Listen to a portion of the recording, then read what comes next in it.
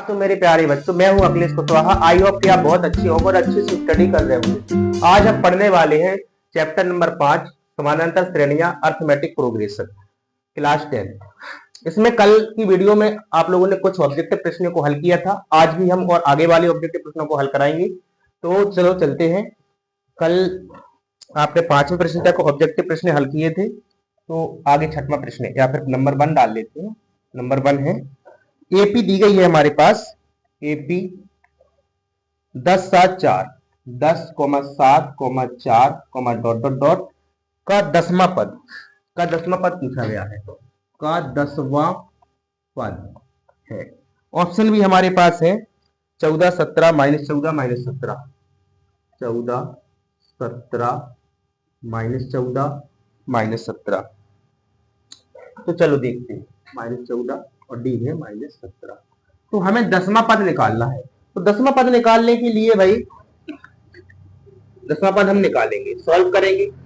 तो हमें A N बराबर, अपने पास फॉर्मूला क्या होता है, ए एन बराबर होता है A plus N minus 1 into D. या तो इस फॉर्मूला से निकाल सकते हैं, या फिर हम क्या कर देंगे, मतलब 10वां पद निकालना है तो यहाँ एन का मान हमारे पास 10 है। एन बराबर हमारे पास 10 है, तो एन की जगह हम 10 रख देंगे और हल कर देंगे। तो एन की जगह हमने 10 रख दिया। ए का मान देख पा रहे हैं, प्रथम पद होता है, तो ए बराबर 10 है, प्लस एन का मान हमारे पास 10 है तो 10 रख देंगे, -1। और डी कैसे निकालेंगे, 7 में से 10 जाएगा, यानी 7 माइनस 10 निकालेंगे तो माइनस का 3 है, तो हम डी का मान -3 रख देंगे। ठीक है भाई, -3।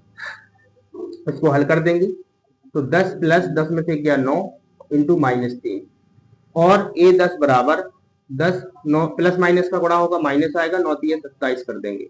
तो ए 10 बराबर 27 में से 10 जाएगा तो माइनस का 17 आएगा। तो ध्यान रखें, जैसे आपको डी निकालना था तो डी भैया a2 माइनस a1 से निकालते हैं। तो डी बराबर कैसे निकालेंगे भैया, a2 की वैल्यू है a1 है, a2 है। a2 बराबर 7 है, a1 बराबर है 10, तो माइनस का 10। तो डी बराबर निकला 10 में से 7 गया -3, क्योंकि माइनस की संख्या बड़ी है हमारे पास। तो डी का मान हमने निकाल लिया था, तो यहाँ रख दिया। एन का मान हमारे पास है, क्योंकि हमें 10वां पद निकालना, तो एन बराबर 10 था हमारे पास। ठीक है, या फिर आप डायरेक्ट ऐसा निकाल सकते हो, क्योंकि ए 10वां पद निकालना, तो ए 10 बराबर ए प्लस 9d, इससे भी आप निकाल सकते हैं। ए का मान सीधा रख के ए बराबर 10 रख दो, प्लस 9 इंटू डी का मान क्या रख देंगे, -3 रख देंगे। तो क्या आएगा, 10 प्लस माइनस का गुणा माइनस, 9 3 27, 27 में से 10 गया, माइनस का 17 बच जाएगा। ऐसा भी हम निकाल सकते हैं। ठीक है, तो ये हमने निकाल दिया। चाहे आप इस तरीके से कर सकते हैं या फिर इस तरीके से कर सकते हैं, दोनों तरीके सही है। तो हम क्या करेंगे, अब प्रश्न नंबर जो नेक्स्ट वाला है उसमें क्या दिया हुआ है, एपी 12 7 2 -3। दूसरा एपी है हमारे पास 12 7 2, -3 का सार्वांतर है, डॉट डॉट का सार्वांतर पूछा हमसे। सार्वांतर, तो सार्वांतर ऑप्शन भी दिए हैं, लेकिन ऑप्शन लिखने से कोई मतलब नहीं है, सार्वांतर निकाल लेते हैं। A1 होता है, A2 होता है, A3 होता है, A4 होता है। तो सार्वांतर हमें निकालना है, तो सार्वांतर का सूत्र हमें क्या बताया था, A2 माइनस A1। सार्वांतर को हम व्यक्त करते हैं D से, तो सार्वांतर D बराबर A2 माइनस A1। तो D बराबर निकल के आएगा, A2 का मान 7, माइनस लगाएंगे, A1 का मान 12, तो 12 में से 7 गया, माइनस का 5। देखो अभी यहां भी निकाला था अपन ने, तो -12 -12 में से 7 गया तो माइनस का 5 बचेगा, क्योंकि माइनस की संख्या बड़ी है। इस प्रकार से हम इस प्रश्न को भी हल कर लेंगे। तीसरा कह रहा -3, एक अपने पास एपी दी गई है, -3 और माइनस का 1/2 और लिखा 2, डॉट डॉट का 11वां पद। इसमें हमें पूछा गया है कि 11वां पद क्या होगा। 11वां पद, देखो 11वां पद के लिए हम सूत्र इससे भी निकाल सकते हैं और डायरेक्ट a प्लस 10d से भी निकाल सकते हैं। ठीक है, तो क्या करेंगे, यहां पर हल करेंगे हम। हल, तो a बराबर हमारे पास -3 है, ठीक है भाई, और d बराबर हमारे पास क्या आएगा, A2 माइनस A1, इससे निकाल लेंगे भाई। तो हल करेंगे, d बराबर A2 का मान है -1/2, फिर लगाएंगे माइनस, और A1 का मान है -3। ठीक है भाई, अब हमने इसको हल कर दिया, इसको आगे यहां हल कर लेते हैं। ठीक है, तो d बराबर निकल के आएगा -1/2 और माइनस माइनस का यहाँ गुणा होगा तो बन जाएगा प्लस, प्लस का 3 आ जाएगा। देखो माइनस और माइनस का गुणा होगा तो प्लस का 3 बन जाएगा भाई। बटा में 1 कर लो, क्योंकि हर संख्या के बटे में 1 तो होती है। 2 और 1 का एलसीएम 2 आएगा, 2 एकम 2, एक बार भाग गया तो 1 का गुणा करेंगे, 1 एकम 1 प्लस 1 दूनी 2, 2 तिया 6, तो डी बराबर आएगा 5/2। 6 में से 1 गया, 6 में से 1 गया 5 और बटे में 2, तो हमें ये डी का मान प्राप्त हो गया। हमें क्या निकालना था? 11वां पद। तो जब 11वां पद निकालना हो तो a11 बराबर सीधा सीधा होता है a प्लस 10d। हमने आपको बताया था कि एक घट के लिख देना है आपको।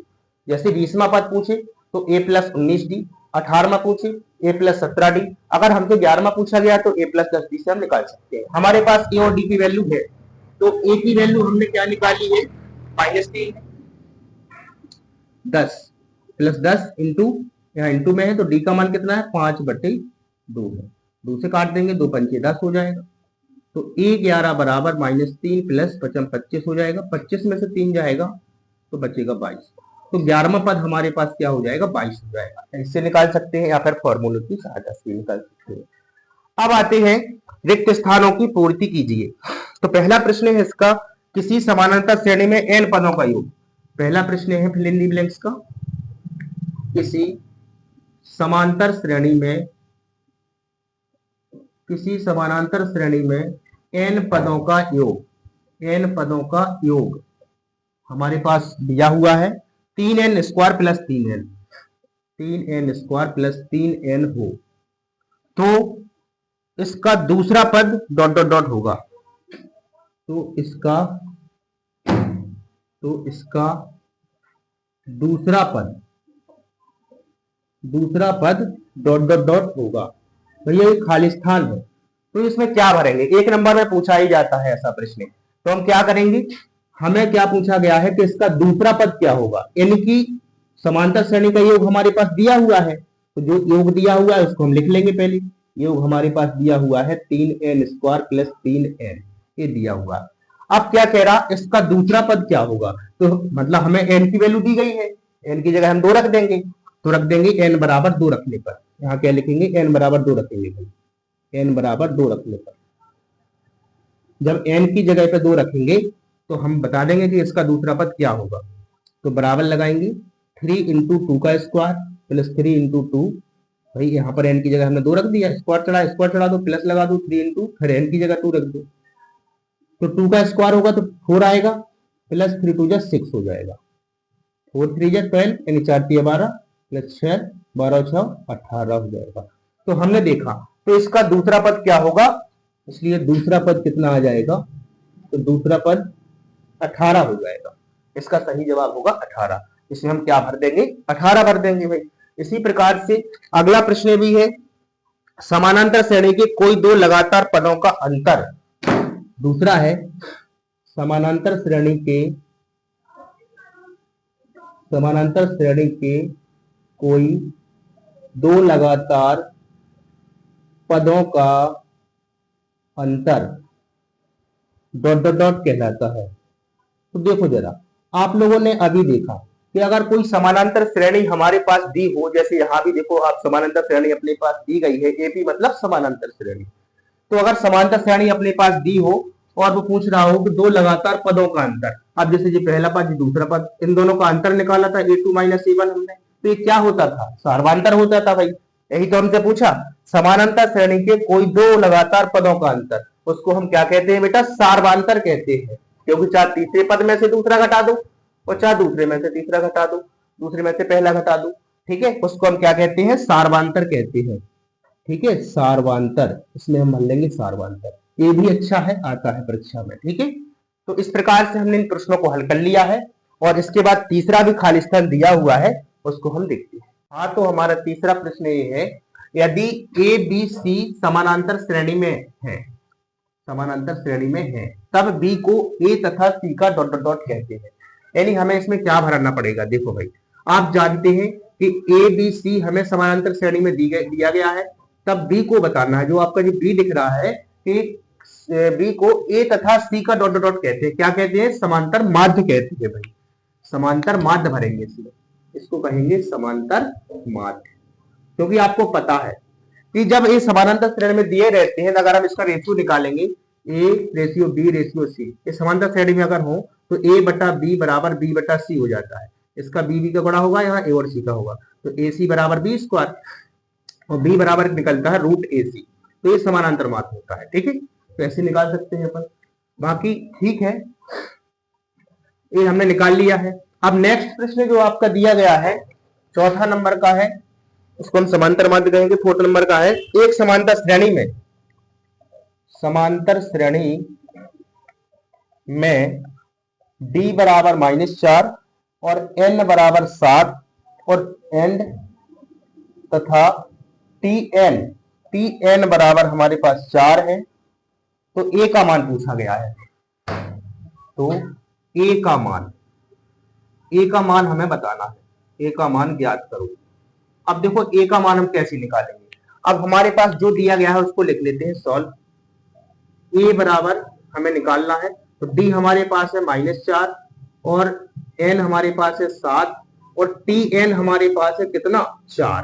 देखो बेटा यहाँ tn दिया है, तो tn और an एक ही बात होती है। कई लोग डर रहे होंगे कि tn क्या है सर, तो आपको डरना नहीं है, tn और an एक ही बात है। जो आपकी पुरानी बुकें दी गई थी उसमें tn दिया गया था, इसलिए उसमें tn दिया हुआ है, तो tn और an एक ही बात है, अंतिम पद से को ही दर्शाते हैं। ठीक है, और यहाँ पर ये दिया हुआ है। अब हम an वाला फॉर्मूला लगा देंगे, a plus n minus 1 into D हमने लगा दिया है। an और tn एक ही बात है, तो हम लिख देंगे 4। a का मान हमें निकालना है, n का मान हमारे पास 7 है, 7 माइनस 1 हो जाएगा, d का मान हमारे पास -4 है। हल कर देंगे, 7 में से 1 जाएगा, 6 बचेगा -4, तो 4 बराबर a प्लस माइनस का गुणा होगा -6 तो 24 हो जाएगा, 24 इस तरफ आएगा, तो 4 प्लस 24 बराबर a। -24 को हमने पक्षांतर किया तो प्लस हो गया, 24 4 28 हो जाए, तो a बराबर आ जाएगा 28। तो हम इसका a का मान क्या भर देंगे बेटा, a का मान ज्ञात करना है तो उसमें भर देंगे 28 भर देंगे। इस हिसाब से आपका ये प्रश्न भी हल हो जाएगा। अब है आपका इसका 5 नंबर का जो ऑब्जेक्टिव प्रश्न है, n पदों वाली समांतर श्रेणी का प्रथम पद ए। 5वां, n पदों वाली समांतर श्रेणी का प्रथम पद ए तथा अंतिम पद l हो।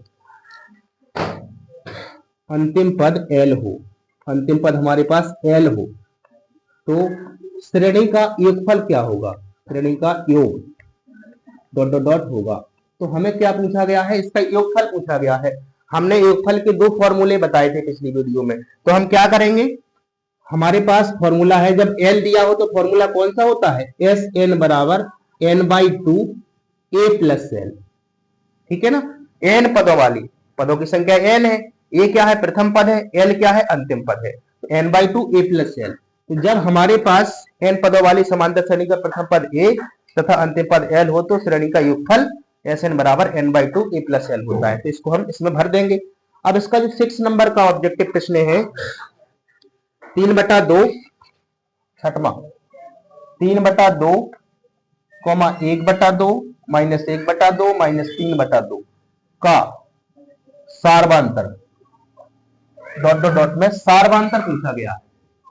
सारवांतर डॉट डॉट डॉट है, मतलब हमें डी का मान ही तो निकालना है सारवांतर। ठीक है, तो सारवांतर डी कैसे निकालते हैं जी, a1 होता है, a2 a3 a4 ऐसे होता है। ठीक है भाई, a1 है, a2 है, a3 है, a4 है, सबको पता है। ठीक है, तो सारवांतर निकालेंगे, आंसर निकालेंगे, सॉल्व करेंगे भाई। तो सारवांतर d बराबर क्या होगा, a2 माइनस a1, इससे हम निकाल देंगे। a2 का मान 1/2, फिर माइनस लगाएंगे, a1 का मान हमारे पास 3/2, इसको हमने रख दिया है। 2 एलसीएम आएगा, 2 बन जा 2, यानी 2 एकम 2 होगा, 1 बार जाएगा, 1 का गुणा करेंगे 1 ही आएगा, फिर 2 एकम 2, 1 बार गया, 1 का गुणा करेंगे 3 आएगा, माइनस का 2 बचेगा, 3 में से 1 गया और बटे में 2, 2 एकम 2 हो जाएगा, d बराबर -1। तो हम सारवांतर क्या भरेंगे बेटा, -1 भर देंगे। इस हिसाब से आपका ये प्रश्न भी हल होता है। 7वां जो प्रश्न है, यदि प्रथम पद ए और सारवांतर d तो nवां पद। देखो भाई, प्रथम पद ए और सारवांतर d हो, तो nवां पद क्या होगा। देखो भाई, nवां पद का सूत्र हमने आपको बताया था, क्या होता है, an बराबर a plus n minus 1 into D. तो a plus N minus one into D हम भर देंगे। भाई ए एन बराबर यही होता ना। अब क्या कर देंगे, सातवां भी हो जाएगा आपका। आठवां प्रश्न है, आठवां ऑब्जेक्टिव नंबर आठवां है। इसमें पूछा गया एपी 5, 10, 15 डॉट डॉट डॉट का 10वां पद डॉट डॉट डॉट है। क्या पूछा, का 10वां पद पूछा। 10वां पद हम कैसे निकालेंगे, ए का मान हमारे पास 5 है, सॉल्व करेंगे, और डी का मान हमारे पास है ए2 माइनस ए1 से निकालेंगे तो 10 माइनस 5 हो जाएगा। ए2 का मान 10, ए1 का मान 5, 10 में से 5 जाएगा, 5 आएगा। तो हम 10वां पद निकालेंगे तो ए10 बराबर ए प्लस 9डी डायरेक्ट निकाल लेंगे। और मूल्य के साथ 10 भी निकाल सकते हो, डायरेक्ट भी निकाल सकते हो। तो ए10 बराबर ए का मान 5 रख दो और 9 जो करता हूँ, डी का मान रख दो, 5 आया था। तो ए10 बराबर आएगा बेटा 5 प्लस 9 पे 9 45, यानी ए10 बराबर 50। तो 10वां पद क्या होगा भैया, डॉट डॉट डॉट होगा, यही पूछ रहा था ना हमसे। तो 10वां पद डॉट डॉट डॉट है, यानी 50 है। 10वां पद क्या हो जाएगा, 50 हो जाएगा। इस हिसाब से हमने 8वां भी कर लिया है। और एक 9वां और बचा हुआ है, समानांतर श्रेणी 7, 13, 19 डॉट डॉट 205 में पदों की संख्या डॉट डॉट डॉट है। समानांतर श्रेणी हमारे पास दी हुई है 7, 13, 19, 205। 7, 13, 19, 205 नहीं, 19 के बाद डॉट डॉट डॉट है 205। तो पदों की संख्या पूछी गई है, मैं पदों की संख्या number of term dot dot dot है। तो हमें पदों की संख्या इसमें बताना है। तो देखो भाई, इसमें आप स्पष्ट रूप से देख सकते हैं, इसमें अंतिम पद हमारे पास दिया हुआ है, लास्ट टर्म। अच्छा, इसमें सॉल्व करेंगे तो प्रथम पद ए बराबर क्या हो जाएगा 7। अच्छा, डी बराबर क्या हो जाएगा भाई, सीधा लिख दो 13 माइनस 7, 13 माइनस 7, क्योंकि ए2 माइनस ए1 होता है, 13 में से 7 गया 6 बचेगा। अच्छा, ए एन कितना है, ए एन 205 है कि नहीं है, ए एन क्योंकि अंतिम पद 205 है, ए एन को एल भी बोलते हैं। तो हमें क्या निकालना है, पदों की संख्या, यानी एन का मान निकालना है। तो हम क्या करेंगे, ए एन का सीधा फॉर्मूला लगा देंगे, A plus N minus one into D बराबर 205। हल करते जाएंगे, ए का 7 रख दिया, एन का मान हमें निकालना है, डी का मान हमारे पास 6 है, 205। हल कर देंगे, 6 प्लस नहीं प्लस माइनस को बना माइनस ही आएगा, 6 एकम 6 हो जाएगा 205। तो यहाँ 7 में से 6 हो जाएगा, 1 बचेगा, 6n प्लस 1 बचेगा, क्योंकि प्लस की संख्या बड़ी है। 7 में से 6 को हमने घटा दिया तो 1 बचेगा 205। इसको यहाँ हल कर लेते हैं क्योंकि जगह कम है। 6n यानी 6n बराबर 205 माइनस 1, क्योंकि पक्षांतर होगा, 6n इक्वल टू 204 और n बराबर बचेगा 204 बटा 6। फिर काट देंगे, 6 टी 18 और 2 बचा 6, 6 चौक 24, n बराबर 34। तो हमने जो पदों की संख्या निकाली है वो कितनी आई है 34, n बराबर 34 आ जाएगा, यहाँ भर देंगे 34। तो पदों की संख्या हमारे पास 34 हो जाएगी। इस प्रकार से हमने कुछ ऑब्जेक्टिव प्रश्नों को भी आज हल कर लिया है और बाकी के जो प्रश्न हैं वो आगे की वीडियो में अपन देखेंगे। अगर वीडियो अच्छी लगी हो तो लाइक करें, चैनल को सब्सक्राइब करें और बेल आइकन को प्रेस करें। तब तक के लिए हम आगे वाले क्वेश्चन को देखते हैं।